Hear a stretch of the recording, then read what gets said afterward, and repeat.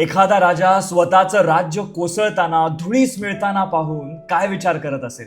तो राज्याचं गतवैभव आठवत असेल की आत्ताची कठीण परिस्थिती पाहून व्यथित होत असेल? या प्रश्नाचं उत्तर मुंबईचा राजा रोहित शर्माला विचारा. आज जेव्हा बोर्डावरती 147 धावा होत्या तेव्हा MI फॅनच्या मनात एकदा तरी प्रश्न आला असेल की आज रोहित शर्मा कॅप्टन असता तर? 2013 साली रिकी पॉन्टिंग कडून कॅप्टन्सी काढून जेव्हा रोहित शर्माला दिली त्यावेळेस रोहितनं चक्क मुंबईला पहिल्यांदा ट्रॉफी उचलून दिली. 2015 मध्ये मुंबई इंडियन्सने सुरुवातीच्या 6 पैकी 5 सामने हरले, पण रोहित शर्माने तिथे देखील मुंबई इंडियन्सला दुसरी ट्रॉफी जिंकून दिली.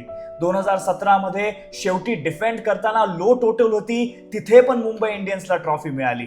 2019 मध्ये समोर माहीची चेन्नई सुपर किंग्स 149 बोर्डावरती होत्या, तिथे देखील डोकं लावलं, मलिंगाला तो स्लो यॉर्कर टाकायला सांगितला, तिथे 1 धावेने मॅच जिंकली. मुंबई इंडियन्सला 4थी ट्रॉफी. आणि 2020 मध्ये तर माहितीये मुंबई इंडियन्सने इतकं डॉमिनेट केलं आणि ती ट्रॉफी जिंकून घेतली.